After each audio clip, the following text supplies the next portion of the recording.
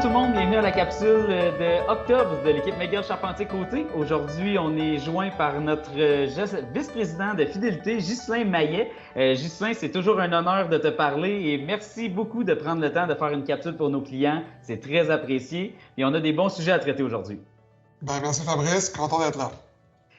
Donc, le sujet aujourd'hui, Ghislain, on voulait parler un peu. Il y a beaucoup de gens qui nous parlent que la bourse est chère, que la bourse atteint des sommets, qu'il y a une prochaine crise qui s'en vient, que le COVID n'est pas terminé. Qu'est-ce que tu aurais à nous dire là-dessus, puis comment que tu vois ça du côté de fidélité?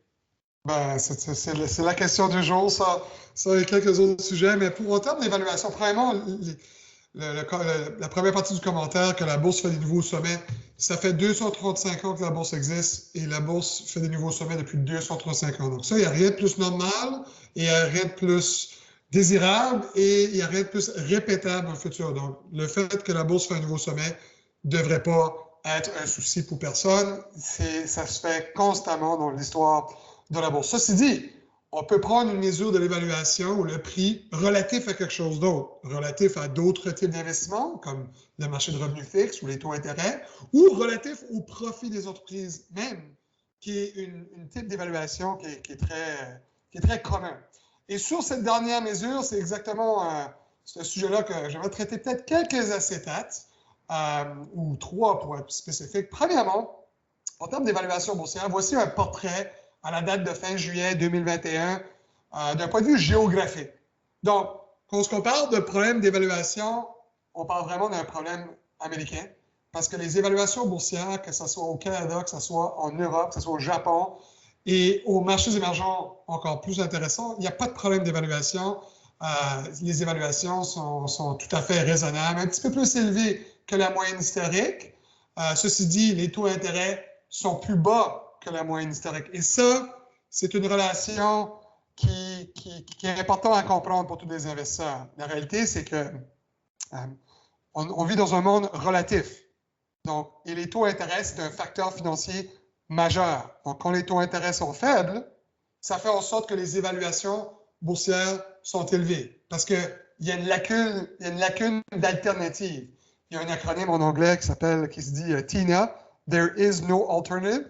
C'est un acronyme qui se répète souvent dans les cercles de Wall Street et de Bay Street, dans les marchés financiers, parce que si quelqu'un ne veut pas accepter la volatilité qui vient avec la bourse et participer à la croissance de profit de toutes les compagnies qu'on peut choisir, c'est pratiquement 20 000 compagnies partout dans le monde, il nous laisse des taux d'intérêt excessivement faibles partout dans le monde. Donc, le fait que les taux d'intérêt sont faibles nous offre des évaluations plus élevées que d'habitude. Donc, premier point sur les évaluations, c'est normal qu'ils soient plus élevés à cause des taux d'intérêt sont faibles. Deuxième point, c'est les évaluations extra élevées ou chères, c'est surtout un problème américain et une bonne diversification géographique peut adresser ce problème-là. Mais ça ne veut pas nécessairement dire que les évaluations américaines est un problème. Même chose ailleurs. Ce graphique ici, c'est assez chargé. Je vais essayer de le décortiquer un peu, mais ça explique et partage une bonne nouvelle, que malgré le fait que les marchés frappent des nouveaux sommets, à l'exception peut-être des dernières quelques semaines, aujourd'hui on enregistre ça en milieu septembre avec un peu de volatilité. C'est un peu un comportement saisonnier de la bourse, là, mais bref. Les évaluations boursières depuis quelques mois sont à la baisse, comme vous pouvez voir à la droite du graphique, que ce soit la bourse américaine, la bourse canadienne, la bourse européenne, la bourse des marchés émergents. Les évaluations sont à la baisse.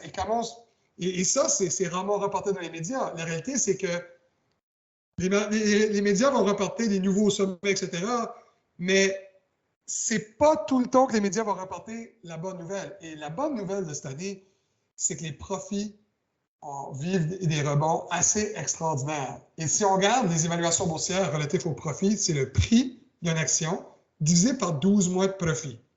Ce qu'on a vécu depuis la crise pandémique a certains parallèles ou ressemblances à ce qu'on a vécu avec la crise de 2008. Donc, c'est pour ça que je vais sortir mon petit stylo et faire une petite comparaison.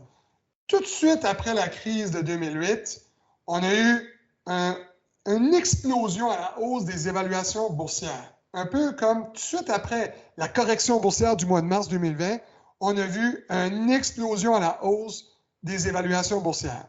Ça vient d'un comportement très typique de la bourse et une leçon qu'on peut partager à l'audience. La bourse ne représente pas l'actualité ou le passé. La bourse, c'est avant-garde, la bourse regarde dans le futur et même si on est encore dans le milieu d'une crise et qu'il y a encore beaucoup d'incertitudes économiques, la bourse tente toujours de regarder en avant.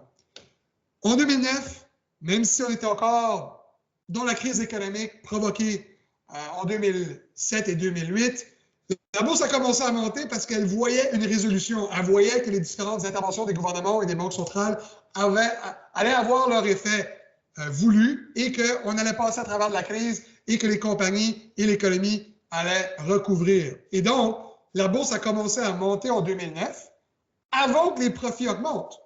Ce qui fait en sorte que les évaluations boursières, prix divisé par profit, ont explosé. Si le prix monte, mais les profits ne montent pas encore, l'évaluation boursière augmente. C'est la même chose qui s'est passée après le mois de mars 2020. La bourse a vu à quel niveau les banques centrales partout dans le monde et les gouvernements étaient généreux et au rendez-vous pour accommoder et solutionner les différentes douleurs économiques que la COVID et la distanciation sociale pouvaient créer. Et la bourse s'est dit qu'on allait passer à travers, tout cet argent-là allait se trouver dans l'économie. Et une fois que les libertés sociales soient éventuellement réinstaurées, tout cet argent-là allait créer un certain boom économique. C'est exactement ce qui se passe depuis. Mais l'année passée, la bourse a commencé à monter avant que les profits rebondissent. Là, on se trouve maintenant en 2021 et on peut faire un parallèle avec ce qu'on a vécu en 2010. En 2010-2011, la bourse a fait un peu tout sur place. La bourse a quand même monté, les rendements étaient positifs, mais c'était des rendements maigres. Ceci dit, les profits ont fortement rebondi en 2010-2011. On peut faire le parallèle avec 2021. La bourse en 2021, si on regarde depuis le début de l'année, elle performe correctement, elle monte, mais rien comparé aux profits qui sont en augmentation d'à peu près 40% sur une année. Et ça, ce n'est pas juste aux États-Unis, c'est mondial. Donc, oui, la bourse frappe des nouveaux sommets. Oui, les évaluations boursières partent d'un point qui, historiquement, peut faire peur. Mais quelques bonnes nouvelles, les évaluations boursières sont en train de chuter et c'est surtout basé sur la forte augmentation de profits qu'on voit maintenant que plusieurs économies sont en train de réouvrir. Ça ne sera pas une ligne droite. La réouverture sera non linéaire et inégale d'une région à l'autre parce que cette pandémie-là, elle est traitée de différentes façons. Mais ça ne nous inquiète pas de faire des évaluations, surtout si on compare d'année récétate aux taux d'intérêt qui sont historiquement très faibles et d'après nous, peuvent facilement rester faibles pendant longtemps. Donc, la situation d'évaluation nous invite à être, de chercher comme il faut et de façon mondiale pour trouver des meilleures aubaines. Il y a certains secteurs qui sont un petit peu moins achetables. Mais généralement, on préfère la bourse à fidélité au-delà du revenu fixe, pas pour des raisons à court terme, pour des raisons à long terme. La mathématique de la bourse, surtout avec la possibilité des profits de continuer à croître, c'est beaucoup plus intéressant qu'acheter un marché de revenus fixes large, qui est sujet des taux d'intérêt qui, d'après nous, va rester faible pendant longtemps. Même si ça va fluctuer les taux d'intérêt, le niveau de dette dans le système, autant public que ménage, fait en sorte que les taux d'intérêt, d'après nous, même si des pressions inflationnistes dans le marché, va fluctuer, mais rester d'une fourchette du bas. Donc, cet environnement-là, pour nous, c'est mieux pour la bourse. Super, c'est très intéressant, Ghislain. Un gros merci pour ta présence, c'est toujours très apprécié. J'invite l'audience, si vous avez des questions pour Ghislain, pour l'économie ou s'il y a quoi que ce soit, à nous contacter et on pourra faire le parallèle et ça nous donne des idées de capsules. Donc, Ghislain, encore une fois, merci, c'est super apprécié. Puis, on pourra te revoir dans plusieurs capsules dans le futur, j'espère. Avec plaisir, Fabrice. Merci, Ghislain. Salut.